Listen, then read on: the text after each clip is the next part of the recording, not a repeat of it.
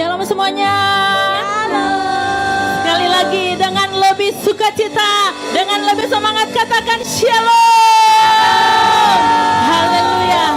Kita bersukacita kalau di hari Minggu ini kita boleh bersama-sama kembali bersekutu dengan Tuhan. Kita mau masuk dalam hadirat Tuhan lebih lagi dimanapun dan apapun keadaan kita hari ini, kita tetap bersyukur kepada Tuhan. Dan saya percaya tidak menjadi penghalang bagi kita untuk kita tetap terus mencari hadirat Tuhan di dalam kehidupan kita, sebagai Tuhan yang memberi kita kekuatan dan kemenangan. Amin. Amin. Seperti Mazmur 34 ayat 7 dan 8 berkata, malaikat Tuhan berkemah di sekeliling orang-orang yang takut akan Dia, lalu meluputkan mereka. Kecaplah dan lihatlah betapa baiknya Tuhan itu. Berbahagialah orang yang percaya kepadanya. Amin. Saya percaya kita adalah orang-orang yang akan mengecap kebaikan-kebaikan Tuhan. Haleluya. Sama-sama kita mengangkat pujian ini bersama-sama.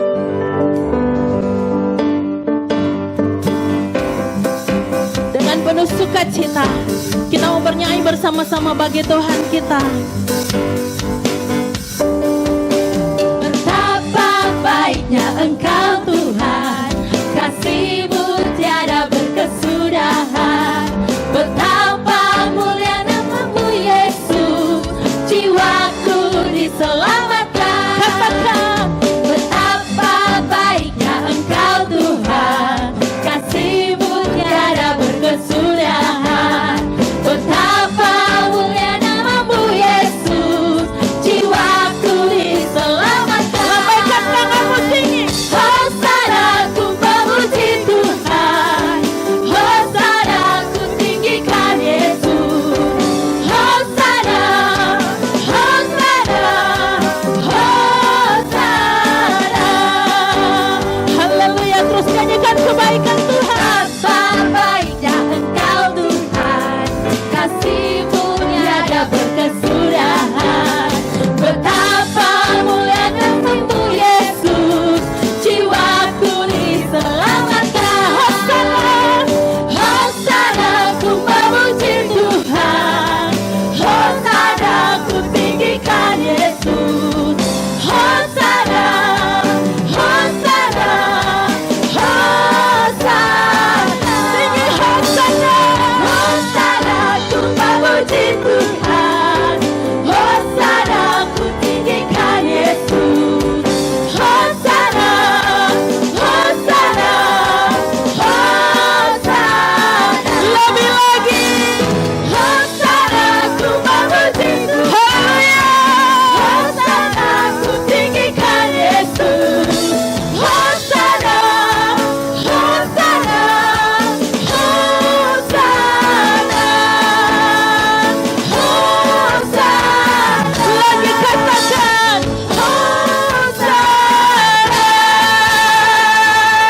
yang bersukacita. Hosana bagi Tuhan. Haleluya. Haleluya. Dan kita mau terus percaya, kita tidak akan pernah ragu kepada Tuhan. Dia yang akan terus memberikan kita kekuatan. Dia yang selalu setia di pihak kita, yang percaya sama-sama. Haleluya.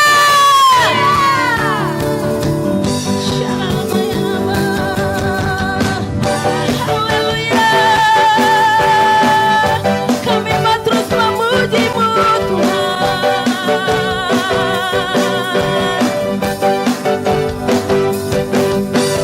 Tak pernah ku ragu akan kesetiaan-Mu, tak pegang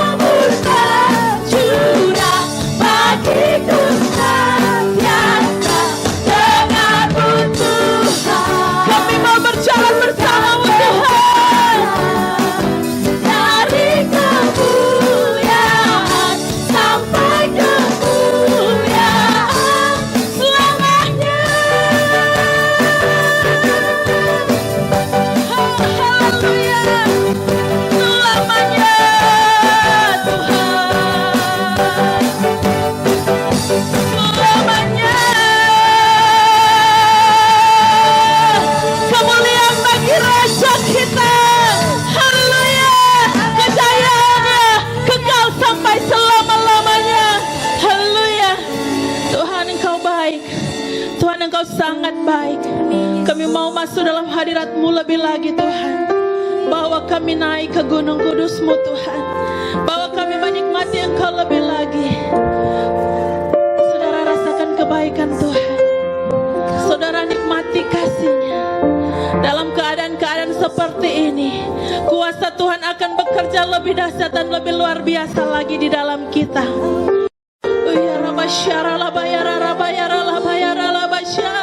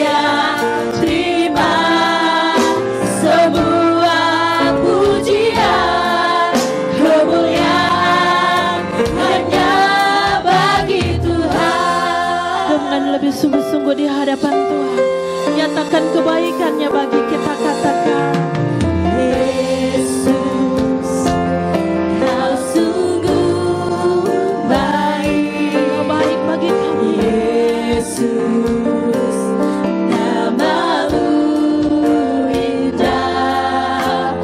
Yesus, ku cinta Kau selalu.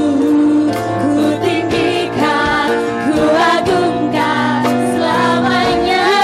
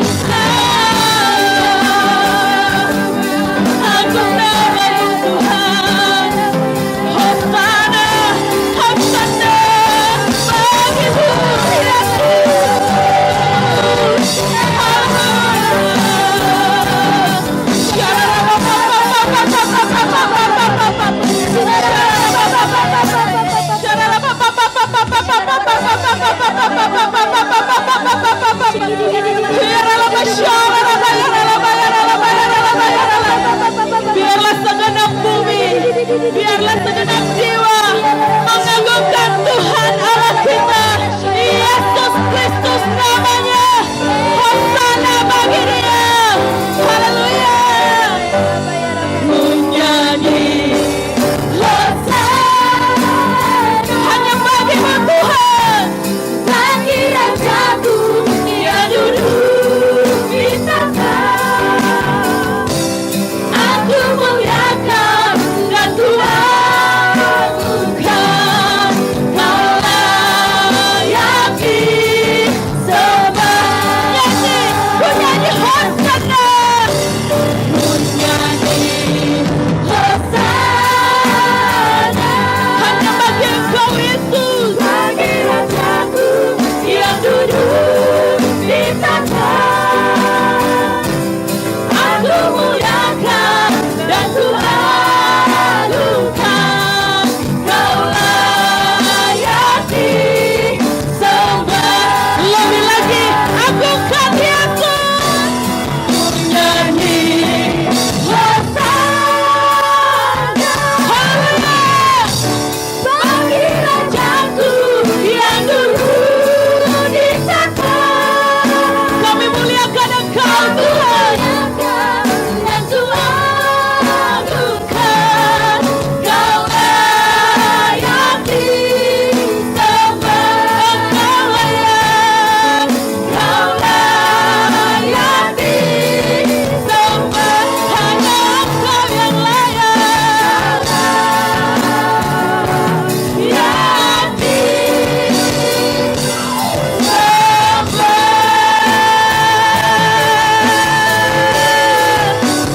Haleluya. Haleluya. Hanya Engkaulah Allah yang layak kami sembah, kan layak kami permuliakan di dalam hidup kami. Terima kasih Tuhan Yesus, terima kasih Bapa yang baik. Kami sudah lakukan bagian kami, bernyanyi, memuji, memuliakan Engkau di tempat ini. Dan saat ini Tuhan, kami siapkan hati kami untuk kami menerima taburan firman Tuhan yang menjadi penguat di dalam kehidupan setiap kami. Di dalam nama Tuhan Yesus, kami siap terima firman-Mu. Haleluya. Amin. Shalom, kita bertemu lagi dalam ibadah online kali ini. Mari sebelum kita mendengar firman Tuhan, kita tundukkan kepala dan kita berdoa. Bapa, mampukan kami semua untuk menangkap isi hati-Mu yang akan kami dengar pada saat ini. Biarlah kebenaran ini mengubah pikiran kami, kebenaran ini mengubah hidup kami, dan kebenaran ini akan mengubah masa depan kami.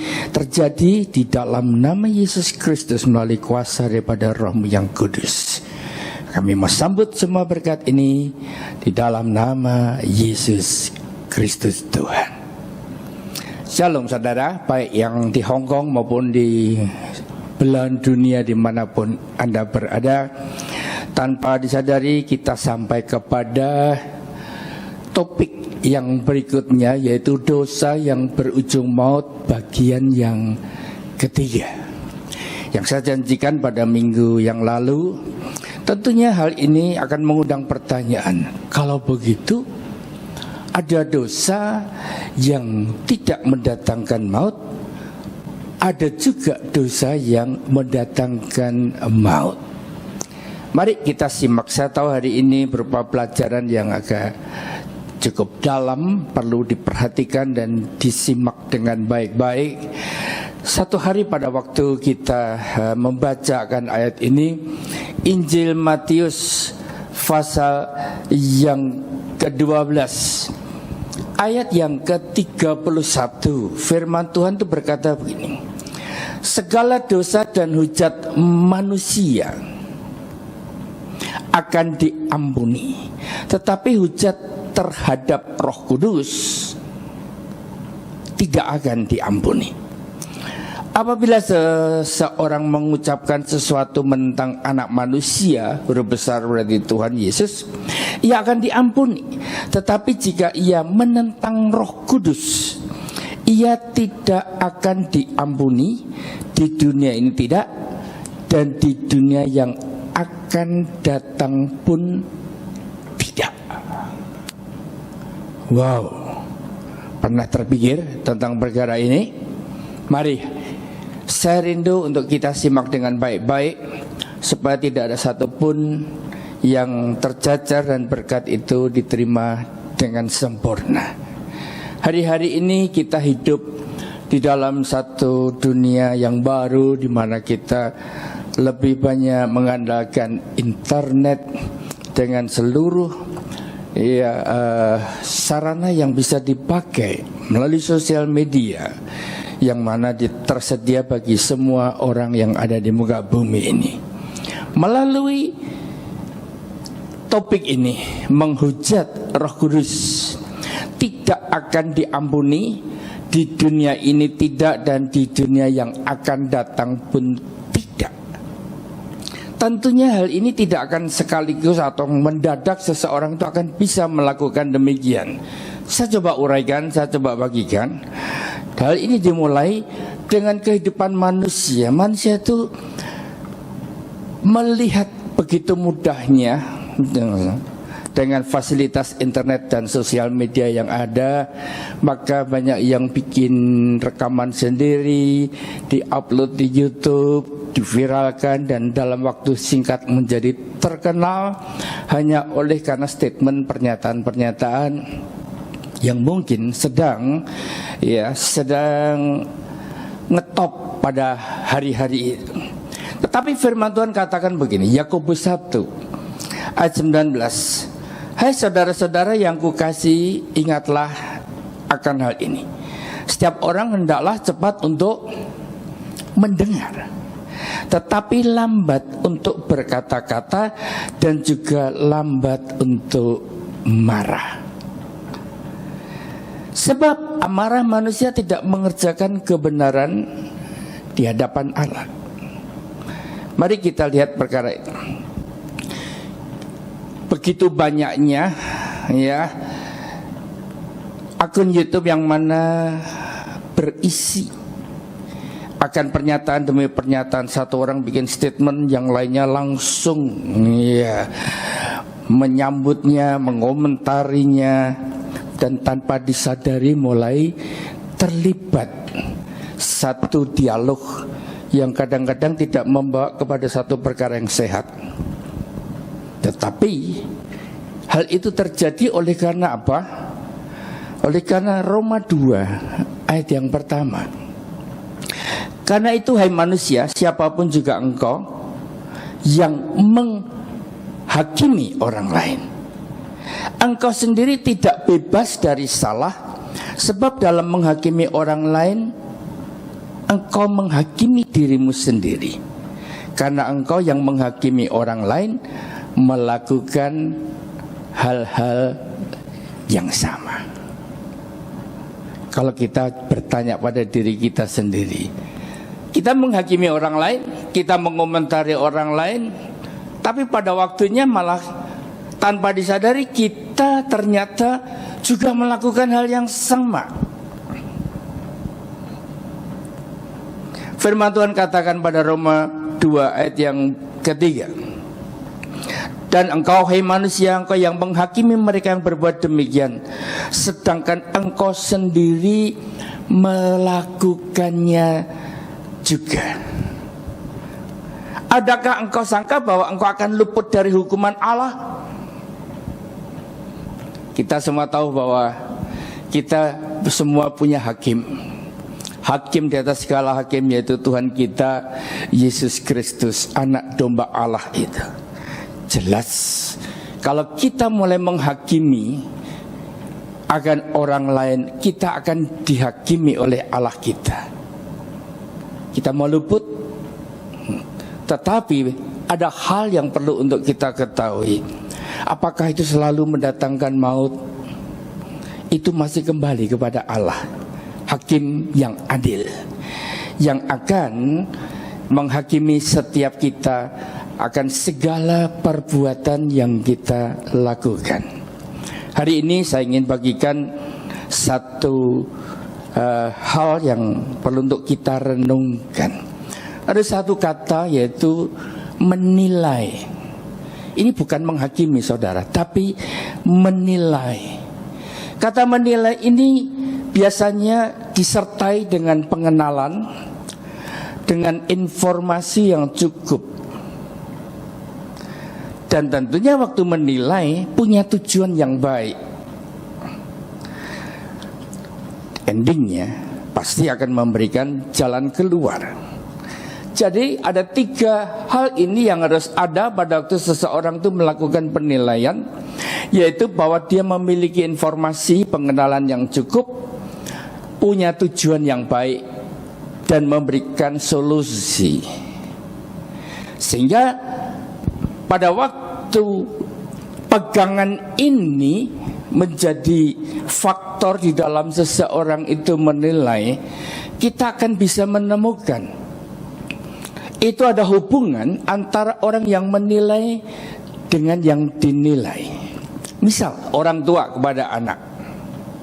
Saya percaya setiap orang tua pada waktu orang tua tadi memiliki anak, dia akan bisa menilai anak satu dengan yang lain. Guru kepada murid, coba menjelang akhir tahun pelajaran, saya percaya wali kelas pasti bisa nangkep siapa yang kira-kira nanti naik atau enggak naik kelas. Kenapa? Karena guru ini punya pegangan untuk menilai, untuk mengikuti perkembangan muridnya. Saya percaya setiap gembala pun pada waktu dia memiliki kedekatan dengan jemaatnya, dia pasti akan bisa menilai akan jemaatnya. Pejabat kepada masyarakatnya di mana dia menjadi dekat dengan mereka, atau atasan kepada bawahan. Semua ini menggambarkan bahwa ini bukan menghakimi tetapi menilai, karena ada fondasi, ada dasarnya, yaitu pengenalan, ada informasi yang cukup. Dan sekali lagi perlu diketahui adalah memiliki tujuan yang baik, ada solusi yang akan diberikan. Berbeda jikalau seseorang itu menghakimi.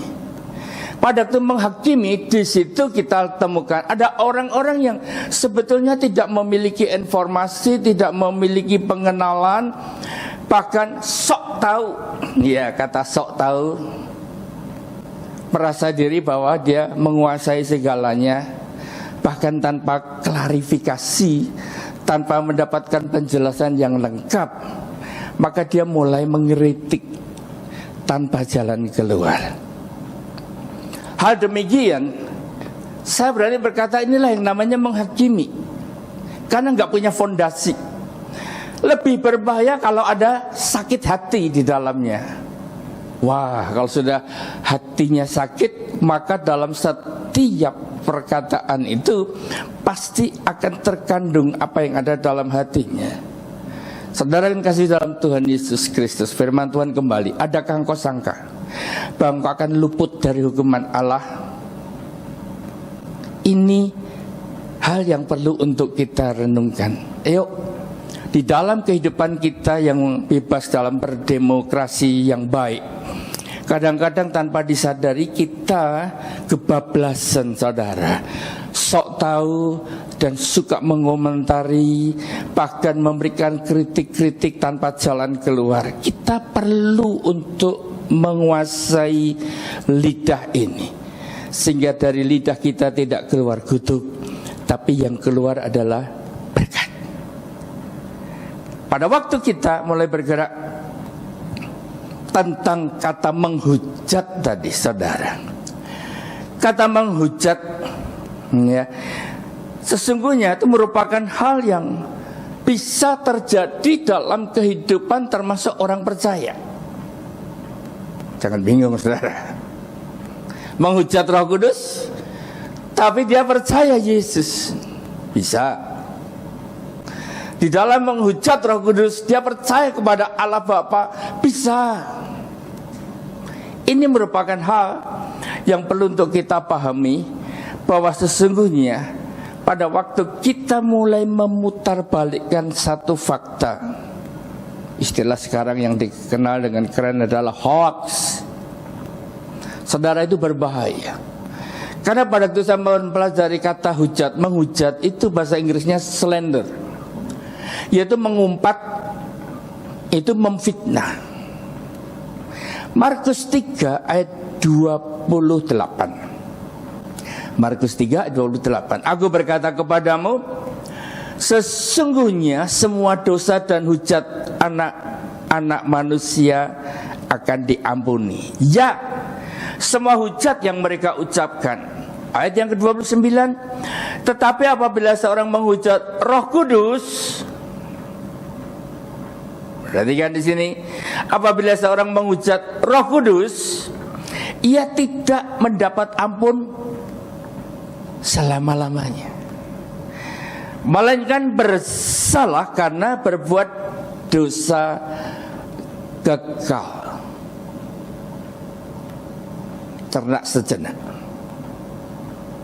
tidak mendapat ampun selama-lamanya. Kenapa hal demikian itu terjadi? Menghujat akan Roh Kudus, ayat yang ke-30 itu menjelaskan. Ia berkata demikian karena mereka, yaitu orang-orang di sekitar Yesus, berkata, ya, bahwa Yesus, ia huruf besar, kerasukan roh jahat. Saya coba untuk menguraikannya dengan sederhana.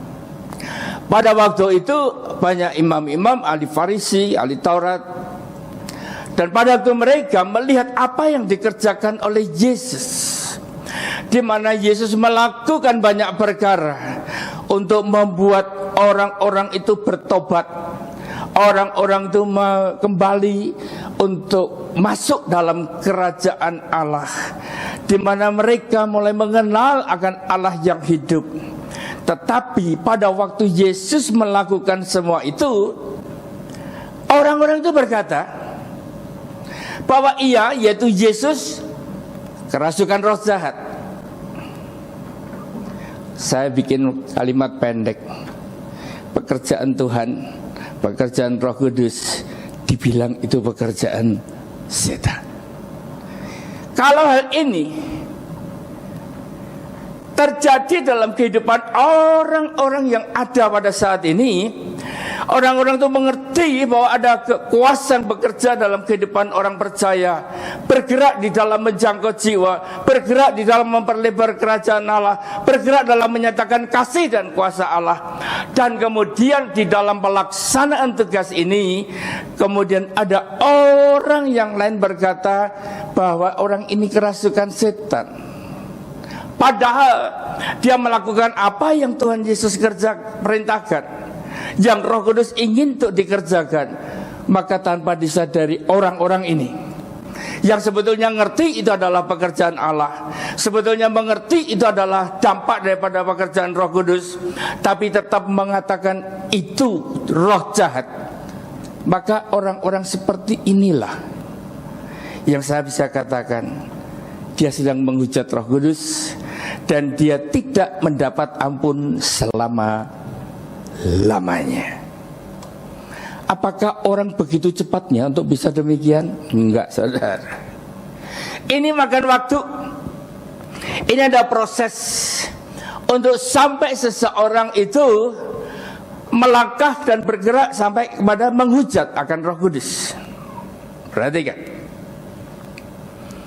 Saya mencoba untuk menggali kembali apa yang sesungguhnya menjadi dasar orang sampai dia melakukan langkah menghujat Roh Kudus. Saya menemukan ada beberapa poin, ada 5 di sini.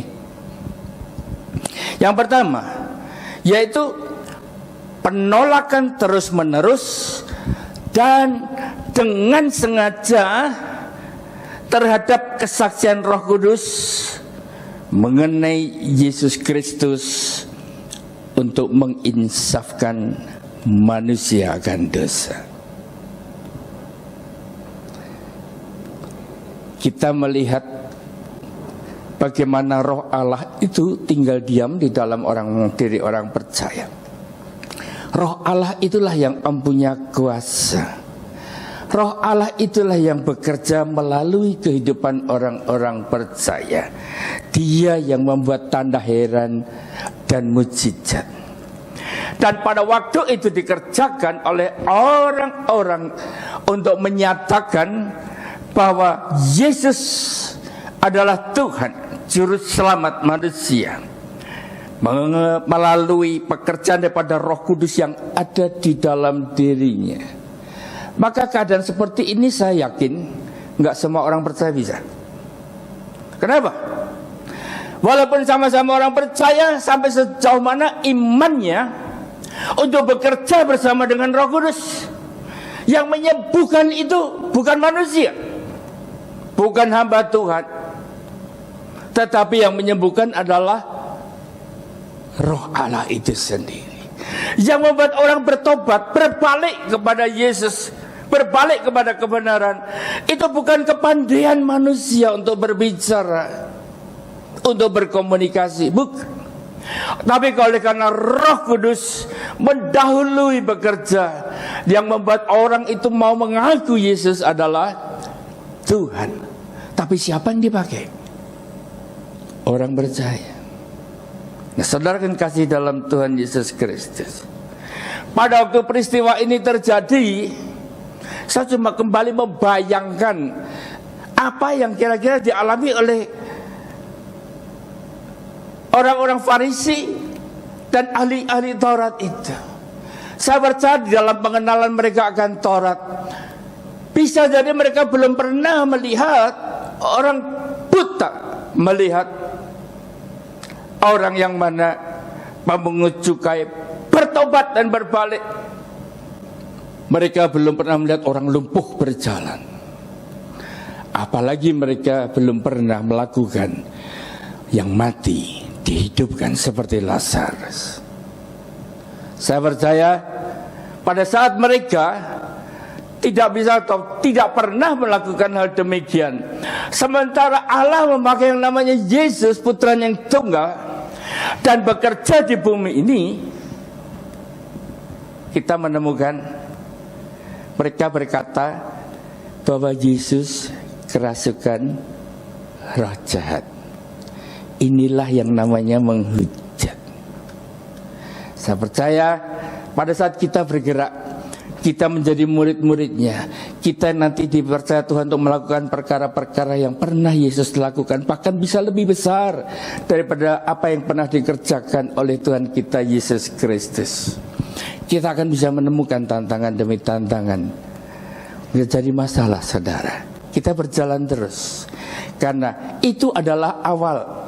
Orang yang sudah mulai menolak tentang keberadaan daripada Roh Kudus melalui kehidupan orang percaya.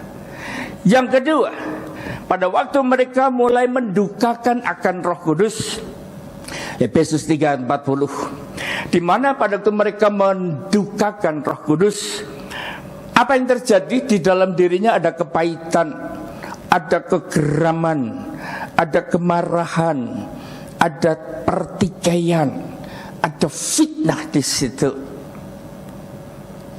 Kita bisa membaca dalam Alkitab kita, ahli Taurat dan orang Farisi, mereka mulai mengalami kepahitan, mereka mulai marah, mereka mulai memfitnah. Dan kondisi semacam ini merupakan hal yang akan bisa membawa manusia kepada poin yang ketiga, yaitu memadamkan api roh.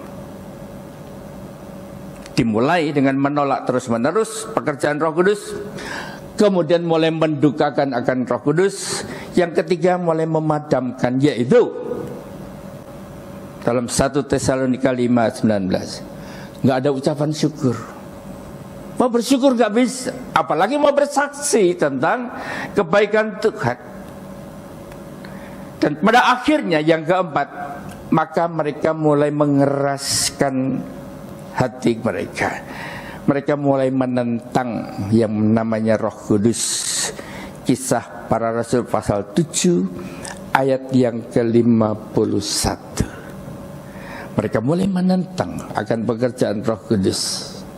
Saudara kan kasih dalam Tuhan Yesus, endingnya yang kelima, enggak cuma menentang, mereka mengeraskan hatinya. Ibrani 3 ayat 8 sampai dengan 13, di mana pikiran itu bisa rusak untuk bisa membedakan mana yang benar dan salah. Enggak nyambung, saudara. Sesuatu hal yang sudah mulai mendarah daging dalam hati dan pikiran seseorang, sehingga orang yang mendapatkan hatinya itu keras, kita akan menemukan sulit sekali untuk diubah. Sampai pada akhirnya Roh Kudus tidak lagi berusaha untuk menuntunnya kepada pertobatan. Saudaraku yang kasih dalam Tuhan Yesus Kristus, pada fase yang seperti inilah orang-orang yang telah dikeraskan hatinya, orang-orang yang menolak pekerjaan Roh Kudus sampai mendukakan, sampai memadamkan, bahkan menentang akan Roh Kudus ini, pada akhirnya mereka akan menghujat. Kata menghujat ini memfitnah, mengumpat, dan tanpa disadari mereka menyalahkan akan Roh Allah, menghujat Roh Kudus. Saudara, saya sekali lagi mengingatkan bahwa segala dosa dan hujat manusia akan diampuni kepada anak manusia, kepada Yesus. Mungkin boleh menyangkali masih ada pengampunan, kesempatan untuk mendapatkan ampun. Tetapi menghujat, memfitnah, mengumpat Roh Kudus yang dibilang bahwa itu adalah roh setan, pekerjaan Roh Allah dibilang roh jahat, maka orang seperti inilah yang dikatakan menghujat Roh Kudus. Hari ini firman Tuhan mengatakan tidak mendapat ampun selama-lamanya. Saudara kan kasih dalam Tuhan Yesus Kristus, bersyukurlah bahwa kita berada di sebuah gereja di mana kita memberikan pengakuan Allah Bapa, Putra dan Roh Kudus. Kita juga memiliki pengenalan akan Roh Kudus. Kita juga hidup bergaul dengan Roh Kudus. Saya rindu untuk membagikan sesuatu yang selama ini menjadi kebiasaan, menjadi pola dalam kehidupan kita beribadah, supaya jangan sampai kita salah di dalam melakukannya, yaitu apa yang disebut dengan bahasa roh. 1 Korintus 14 ayat yang kedua, siapa yang berkata-kata dengan bahasa roh tidak berkata-kata kepada manusia tetapi kepada Allah. Sebab tidak ada seorang pun yang mengerti bahasanya, oleh roh ia mengucapkan hal-hal yang rahasia. Memang orang yang berbahasa roh ini waktu mengucapkan kata-kata itu kita mengucapkannya kepada Bapa. Enggak ada manusia yang tahu. Pendeta pun juga enggak tahu. Saudara, kondisi seperti ini merupakan hal yang berupa tanda baptisan Roh Kudus. Seorang yang telah dibaptis Roh Kudus itu ada tandanya, yaitu menerima karunia, menerima gift, yaitu bahasa roh, bahasa lidah. Nah, saudara, supaya kita ini jangan sampai melakukan sesuatu yang keluar dari jalur, saya nggak ingin anak-anak yang di wadah GPI Hongkong ini, ya, yang mana pada waktu kita bersama-sama menghampiri Tuhan, kita berdoa, memuji dan menyembah Tuhan, kita menggunakan bahasa roh hanya karena kita punya kebiasaan. Memang siapa yang berkata-kata dengan bahasa roh, ia membangun dirinya sendiri. Bagaimana bisa terbangun? Perlu untuk kita kembali pada waktu kita menerima karunia ataupun juga tanda baptisan Roh Kudus, yaitu dengan berbahasa roh. jangan cuma pada waktu beribadah, tapi sesungguhnya bisa kita lakukan hari demi hari di dalam kehidupan kita. Untuk apa? Ingat, kita ini berbicara dengan Bapa di surga. Oleh karena itu perhatikan, kita review sejenak. Waktu kita berbahasa roh, sadarkah kita bahwa kita ini sedang berbicara kepada Bapa yang di surga? Bukan karena kebiasaan, bukan karena latah, bukan karena ikut-ikutan yang lain, tapi kita ini sedang berhadapan dengan Bapa yang di surga. Kondisi inilah akan membuat kita bisa membangun diri kita sendiri, sehingga kita tidak mengabaikan akan pekerjaan Roh Allah yang telah membaptis kita. Kita menempatkan Dia di dalam posisi yang sesungguhnya Dia berada, yang mana memberkati kita dengan bahasa roh. Oleh karena itu, saya mengingatkan setiap kita, waktu berbahasa roh, ingat, kita sedang ngomong-ngomong sama Bapa di surga. Amin. Kita sedang berhadapan dengan Bapa yang di surga. Kita menggunakan bahasa yang tidak dimengerti oleh orang-orang yang lain, tetapi bersyukurlah Bapa di surga ngerti. Dan ini sesungguhnya anugerah yang luar biasa. Kita tidak akan lagi dan tidak akan pernah menghujat Roh Kudus, karena kita mengenal pekerjaan Roh Kudus itu begitu luar biasa di dalam kehidupan kita. Saya berharap uraian yang pendek ini bisa diterima, dicerna dengan baik, sehingga tidak ada satupun kesalahan yang kita akan buat. Karena kita adalah orang-orang pilihan Allah, diangkat menjadi anaknya, menjadi biji matanya. Dan kita mengandalkan Roh Kudus di dalam seluruh aspek kehidupan kita. Jangan sampai kita jatuh di dalam dosa yang tak terampuni karena menghujat daripada Roh Kudus. Saya percaya semakin kita dekat, semakin kita bergaul karib dengan Dia, semakin kita memiliki hubungan yang dekat dengan Bapa di surga, semakin kita suka menggunakan tanda baptisan Roh Kudus, yaitu bahasa roh. Pada waktu kita menghampiri Tuhan, pada waktu kita mengungkapkan isi hati kita kepada Tuhan dengan sikap hormat. Kenapa? Karena kita sedang berhadapan dengan Bapa di surga. Saya yakin sikap itu akan menentukan bahwa kita nggak latah, kita nggak punya kebiasaan, tapi kita sungguh-sungguh serius. Kita mencari Bapa,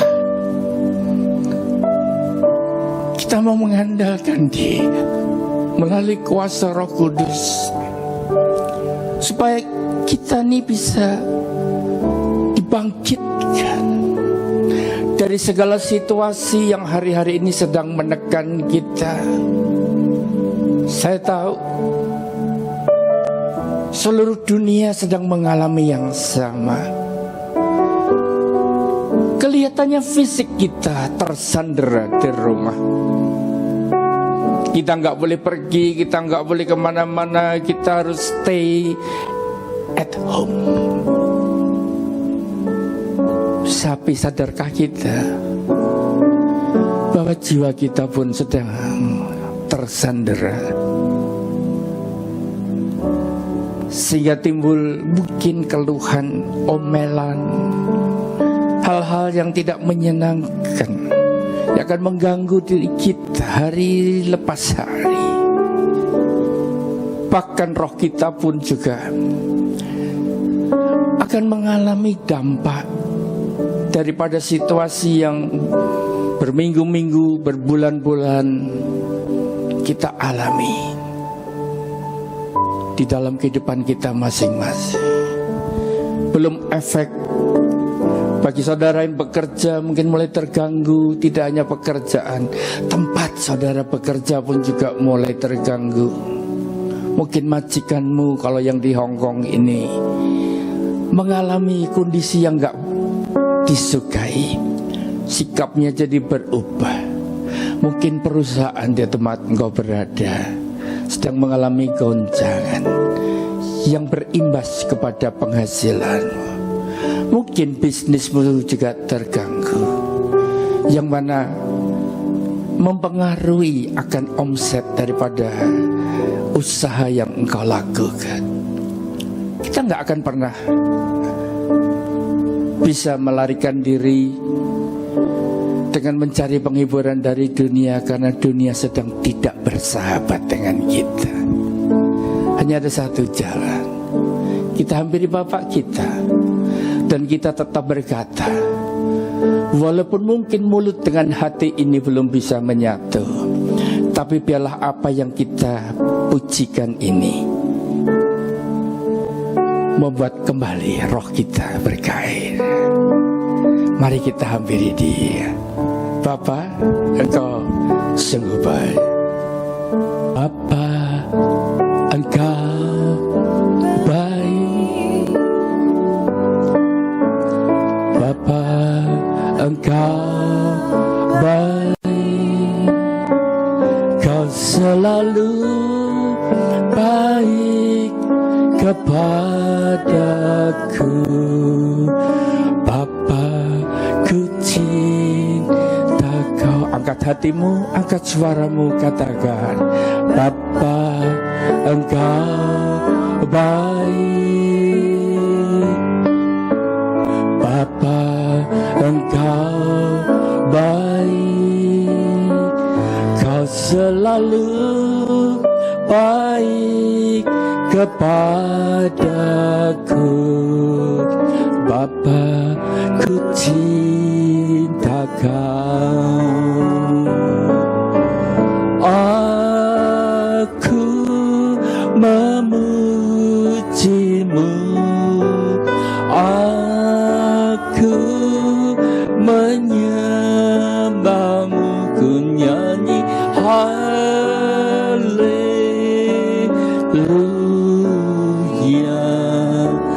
Bapa, ku cinta Kau.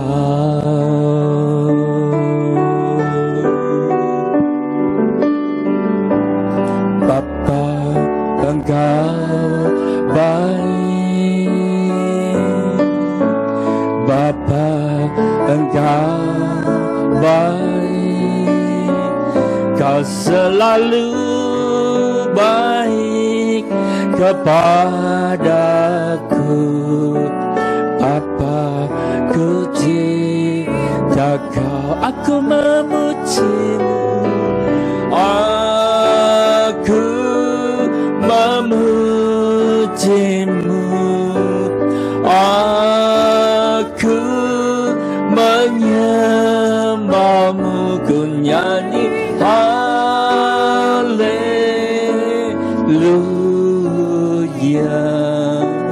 Bapa, ku cinta Kau. Angkat hatimu, angkat tanganmu dan katakan, aku memujimu, aku menyembahmu, ku nyanyi haleluya.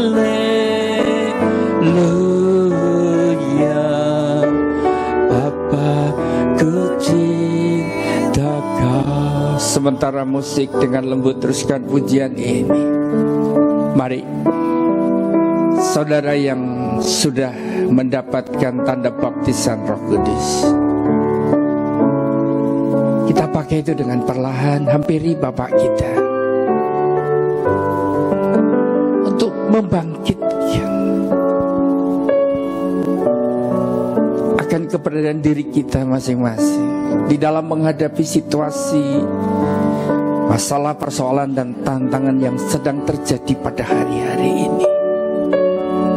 Engkau yang belum bisa berbahasa roh, rindukan pada saatnya tiba nanti engkau akan mendapatkan itu. Tapi hari ini engkau bisa berkata bahwa Bapak, apapun yang terjadi, aku akan tetap berkata engkau baik. Walaupun aku belum bisa libur, aku akan tetap berkata engkau baik.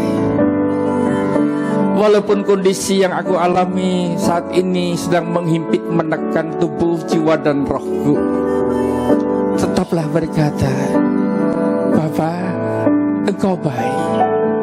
Saya percaya pada saat kita menghampiri Bapa kita, Dia lihat, Dia peduli, dan Dia bekerja dalam hidup setiap kita. Mari yang berbahasa roh dengan perlahan, dengan sikap bahwa kita sedang menghampiri Bapa di sorga. Dengan perlahan kita hampiri dan pakailah bahasa roh itu. Sikinah mata kaya rala basike, Shindia rala baya rabu. Haleluya, haleluya, Yesus engkau baik. Shanaya rala maya namu.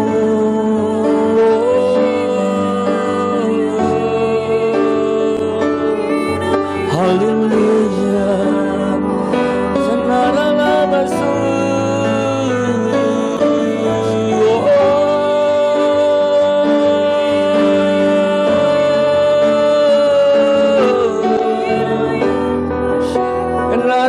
Masih Sikia ralaba nama ya ralaba ya ralaba ralaba ya nama ya ralaba syaralaba ralaba ralaba takaya ralaba syaralaba. Roh Kudus, Roh Kudus, Kau hadir, Kau melihat, Kau menemukan setiap anak-anak-Mu dimanapun mereka berada saat ini. Apakah itu di rumah, apakah sedang ada di lapangan, atau mungkin berada di benua yang lain, dengan situasi yang sedang terjadi saat ini. Lawat kami, Roh Kudus, lawat kami, bangkitkan roh kami untuk supaya tetap kuat melewati semua tantangan ini. Bahkan Engkau akan mengajar kami, Engkau akan membuka pikiran kami untuk membuat kami menemukan hikmat di balik seluruh perkara ini, yang akan membuat kami bisa bergerak keluar menjadi pemenang, bahkan lebih daripada orang-orang yang menang. Kami tidak terkalahkan karena kami tahu kami bersama dengan Roh Kudus yang bekerja, yang berkarya, yang berkuasa dalam hidup setiap kami. Mulai hari ini hamba percaya saat kami semua mengerti akan perkara ini, bukan saja kami tidak akan pernah dan salah untuk menghujat Roh Kudus, dosa yang tak terampuni itu, tapi bahkan kami akan semakin bergaul karib dengan Roh Kudus, berbahasa roh, menghampiri Bapa, dan kami akan menemukan lawatan Tuhan. Kami akan menemukan damai sejahtera Tuhan yang melampaui segala akal dan pikiran kami, akan mengendalikan hidup kami, mengendalikan masa depan kami, membebaskan dan melepaskan setiap ikatan dan tekanan ini. Dan kami dibuat merdeka untuk melaksanakan perintah yang Kau berikan, menuai jiwa, buat kelebaran kerajaan-Mu terjadi di dalam nama Yesus Kristus Tuhan. Amin. Amin. Mari sebelum kita akhiri ibadah online kita angkat tangan, kita sambut berkat yang daripada Tuhan. Kalau engkau bisa berdiri, engkau dalam posisi harus duduk, ya tetaplah duduk. Tapi hati kita terarah kepada Bapa di surga. Bapa surgawi, curahkan berkat-Mu berlimpah-limpah, berkat rohani, jasmani, dan materi, yang akan memberkati setiap rumah tangga dan keluarga, setiap usaha dan pekerjaan yang dilakukan oleh anak-anak-Mu yang berharap kepadamu, melalui berkat yang Kau curahkan oleh Putra-Mu yang tunggal, Yesus Kristus Tuhan, dan persekutuan dengan Roh Kudus yang akan membuat hidup kami ini melewati tantangan, tekanan, dan masalah ini, tampil menjadi lebih daripada orang-orang yang menang. Terjadi mulai saat ini sampai Tuhan menjemput di awan-awan yang permai. Mari yang percaya diberkati, bersama saya katakan amin.